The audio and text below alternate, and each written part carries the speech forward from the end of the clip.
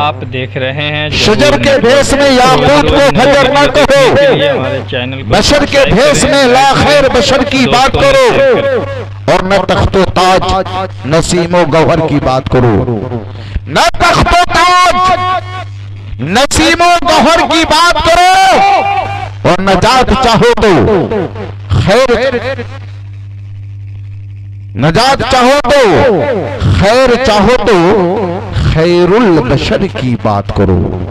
नजात चाहो तो खैर, चाहो तो खैरुल बशर की बात करो, और न चीनो जापान न जर्मनी की बात करो। न चीनो जापान न जर्मनी की बात करो, और जिस कंपनी से आए हो उसी कंपनी की बात करो। सत्यम सत्यम पुनः सत्यम धर्मसारम मेवादीतम गुरु गीता समम स्तुरूतम नास्ति परम। ये ना बोलिए ना मुस्कुराकर सुभान अल्लाह, मुस्कुराकर बोलिए सुभान अल्लाह। आप जानते हैं कि आज हम और आप शादी की महफिल में बैठे हुए हैं, और ये शादी की महफिल में जो हम बैठे हुए हैं ये सब मेरे जनाबे मोहम्मदुर रसूलुल्लाह सल्लल्लाहु ताला अलैहि वसल्लम की करम है। अगर मेरे मुस्तफा प्यारे मुस्तफा सल्लल्लाहु ताला अलैहि वसल्लम इस आसमान के ऊपर नीचे और इस जमीन के ऊपर विक्रमी की धरती पर अगर अवतार आखिरी महाऋषि बनकर नहीं आते तो हम इस शादी की महफिल में उपस्थित नहीं बैठते। क्यों? इसलिए कि लोग अपनी बेटियों को जिंदा कत्ल करके कब्र में दफना दिया करता था। क्यों? इसलिए कि हिंदुस्तान वाले अपनी कुमारी कन्याओं को आग के भट्टी में जलाकर भस्म कर दिया करता था। जब लड़की नहीं होती तो हम किसकी शादी की महफिल में बैठते, और जब लड़की नहीं होती तो जाहिर सी बात है कि लड़का भी तवल्लुद पैदाइश उनकी कहां से होती।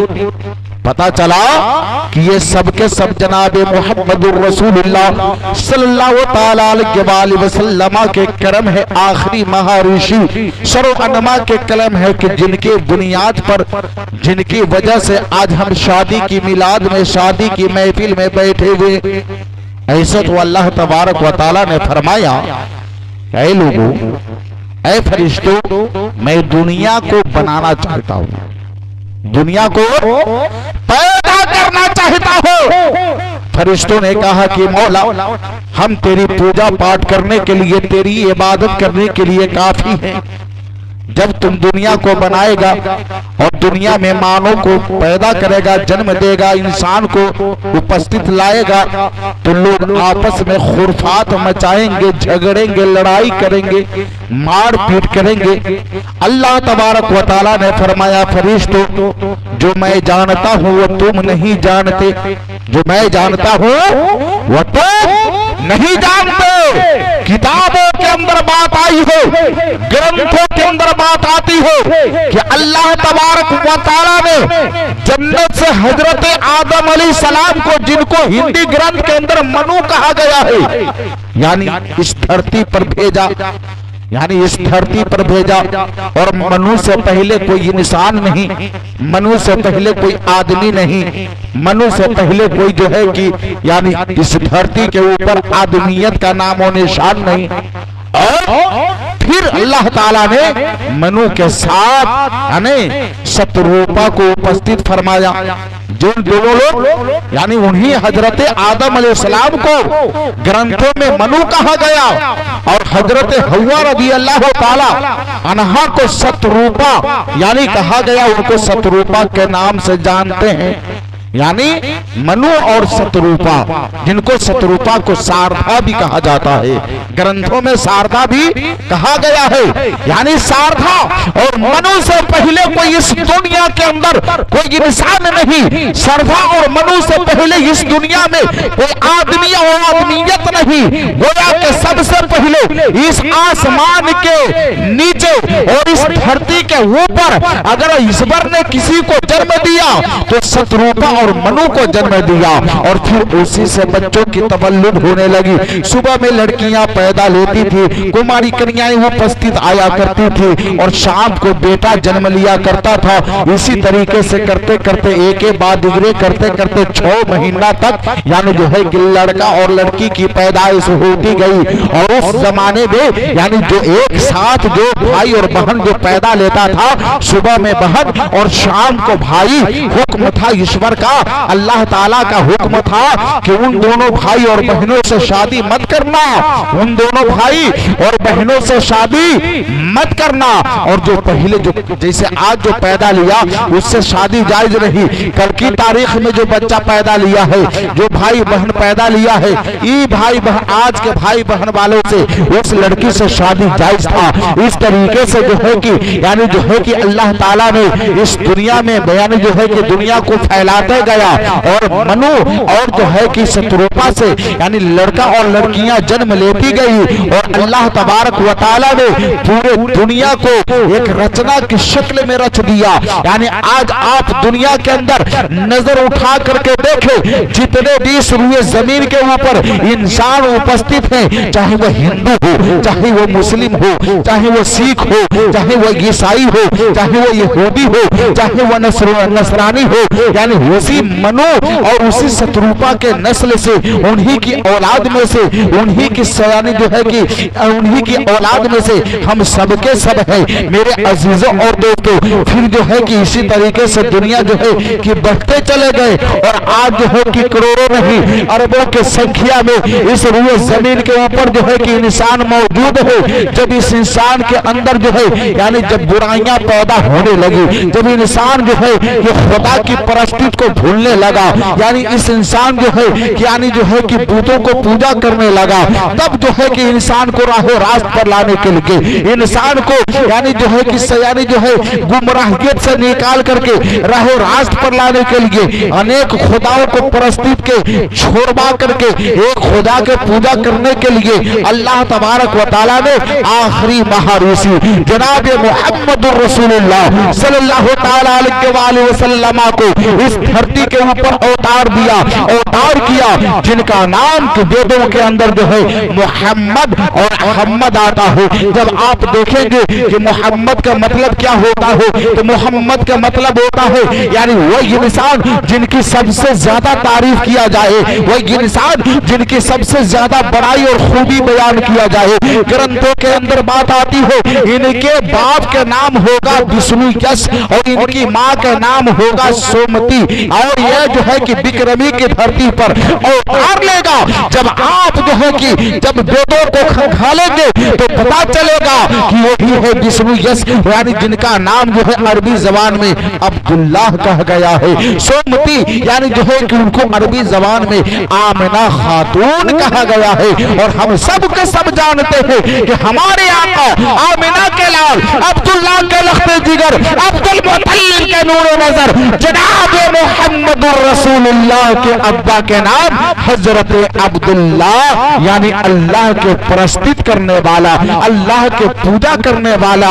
और हिंदी के अंदर संस्कृत के अंदर पलट करके कहिए तो विष्णु यश यानी विष्णु का भगत, यानी जो है कि इसका भी मतलब यही होता है कि ईश्वर के सेवा करने वाला, यानी ईश्वर का सेवक, ईश्वर का जो है कि प्रस्तुत करने वाला। और अरबी लैंग्वेज में जाएंगे, अरबी भाषा में जाएंगे तो इसी विष्णु यश को यानी अब्दुल्लाह कहा गया हो। इनकी माँ का नाम होगा सोमती यानी सलामती वाली।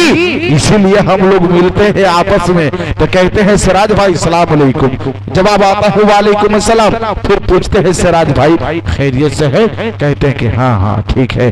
अमनो सलामती के साथ है, कहते हैं कि हाँ हाँ ठीक है। हम कहते हैं कि घर वाले सही सलामती के साथ है, तो हाँ हाँ। जब आप ग्रंथों के अंदर देखेंगे तो सोमती माना सलामती के आता है। और जो है आप अरबी में जाएंगे तो उसी को कहते हैं आमिना खातून, यानी अमन, चैन, करार, इत्मीनान, सुकून, यानी अमन वाला। हम नहीं कहते कि आपके घर वाले अमानत के साथ है, आप अमन और चैन से हैं, गोया के उसी शुरू आखिरी महर्षि को वेदों के अंदर मोहम्मद अहमद और इसके अलावा शुरू अनमा, इसके अलावा आखिरी महर्षि कहा गया, जिनके बाप के नाम हजरत अब्दुल्ला यानी बिस्रु यश होगा, जिनकी माँ के नाम यानी जो है जिनकी माँ के नाम सुमती यानी जो है कि हजरत आमना खातून होगा।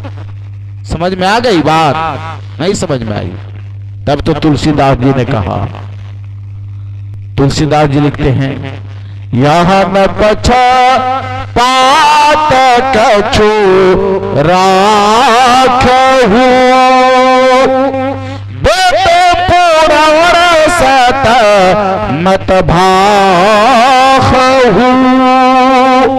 यहाँ न पक्षपात कछु राखहु, यानी पक्षपात की बात न करो, इधर उधर की बात न करो। यहाँ न पक्षपात कछु राखहु। कौन लिखते हैं? श्रीमान तुलसीदास जी अपनी पुस्तक, अपनी ग्रंथ यानी भविष्य पुराण में लिखते हैं, यहाँ न पक्षपात कछु राखहु, वेद पुराण सत मत भाखहु।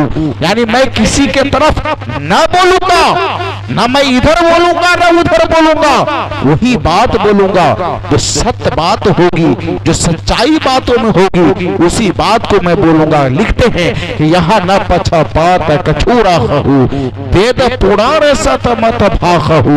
आगे लिखते हैं कि संबत दी तेरा काम दो अंगेरा, महको के न सोचा तो पतरंगा, राजनीति भाव प्रीति देखा, अपन मत सबको समझा।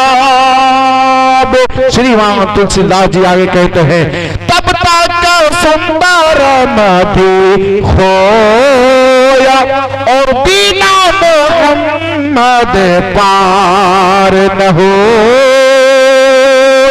कहते हैं कि जो अच्छा होगा उनको अच्छा कहा जाएगा, जो बुरा होगा उनको बुरा कहा जाएगा। मैं किसी के पक्ष में नहीं बोलूंगा, न हिंदुइज्म के पक्ष में बोलूंगा, न मुस्लिमिज्म के पक्ष में बोलूंगा, न यहूदीइज्म के पक्ष में बोलूंगा।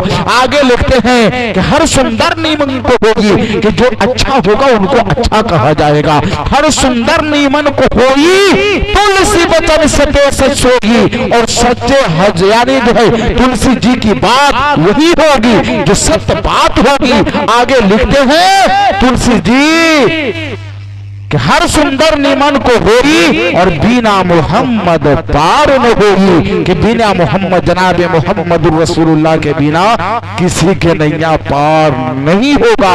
आगे श्रीमान तुलसीदास जी लिखते हैं अपनी किताब भविष्य पुराण में कि देश अरब में भरकता सोहाई, सफल भूमि गति सुन खखराई।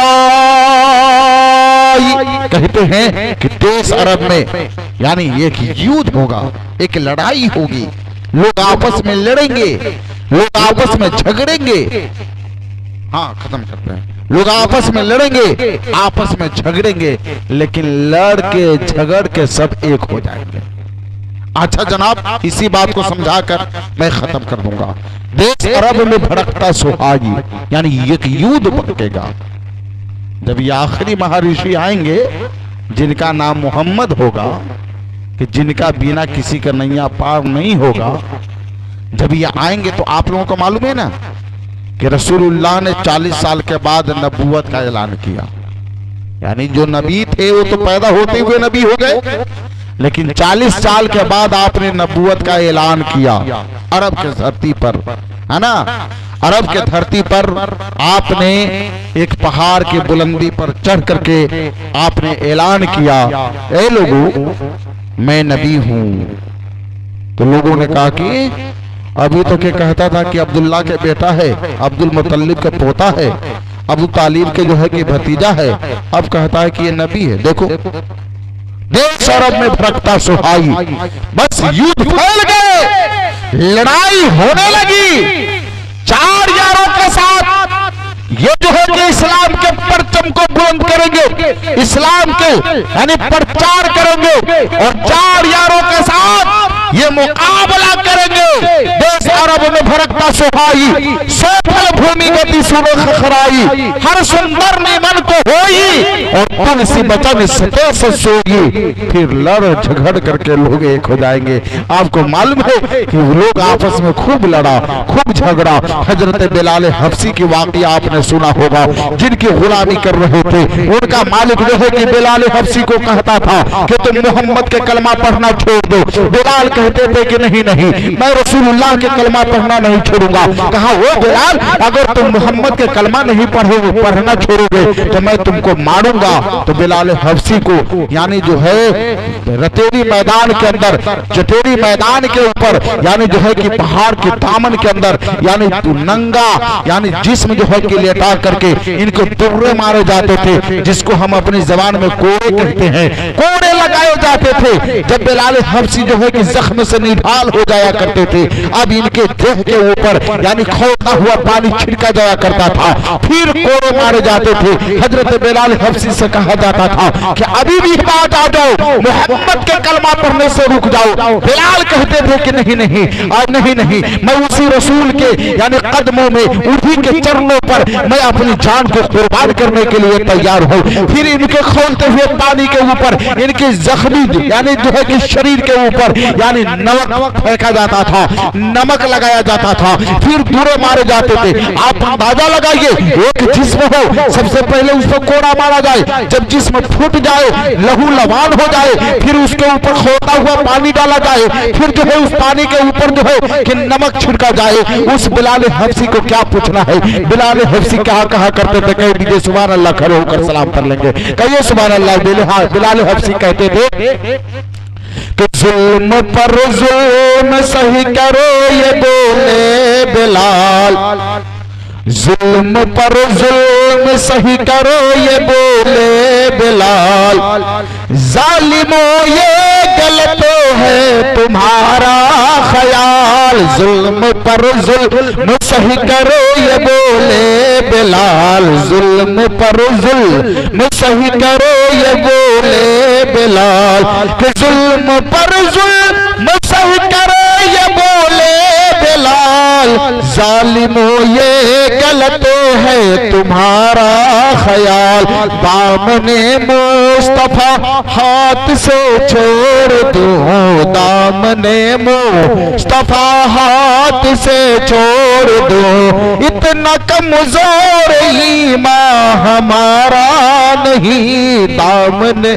आज तो मुसलमान चाय पर बिक जाता है ना, अदालत में जाकर झूठी गवाही दे देता है, 2 किलो खस्सी के गोश्त अगर खरीदे तो मुसलमान बिक जाता है। लेकिन बिलाल कहते थे कि जुल्म पर जुल्म सही कर, ये बोले बिलाल, जालिमो ये गलत है तुम्हारा ख्याल, दामने मुस्तफा हाथ से छोड़ दो, मैं अपना ईमान बर्बाद कर लूं, ये मुझसे नहीं हो सकता है। इतना कमजोर ईमान हमारा नहीं, इतना ईमान कि हम कमजोर नहीं है कि तुम अगर हमको लहू लवान कर दिया, हमारे जिस्म के ऊपर खौलता हुआ पानी फेंक दिया, हमारे जिस्म के ऊपर जो है कि नीमक छिड़क दिया और फिर दूरे मार रहे हो और कह रहे हो कि मुस्तफा के कलमा पढ़ना छोड़ दो, उनकी दामन से बाहर आ जाओ। तो बिलाल का ईमान इतना कमजोर नहीं है। मैं जीऊंगा तो मुस्तफा के कदमों पर जीऊंगा और अपनी जान को कुर्बान कर दूंगा, तो मुस्तफा की यानी कदमों में अपनी जान को निछावर कर दूंगा।